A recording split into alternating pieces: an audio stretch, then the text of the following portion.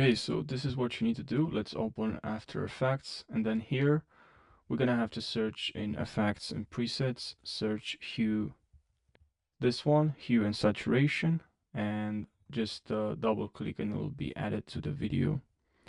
Now here we have this this effect right over here, Hue and Saturation, and now what you're gonna have to do here is just to drag the master saturation, decrease the saturation to minus 100%, and now your video is black and white.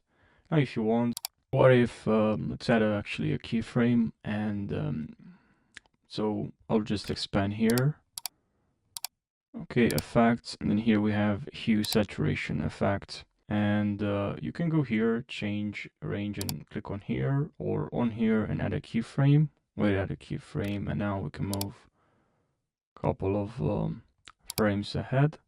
And now here we can simply now just increase the saturation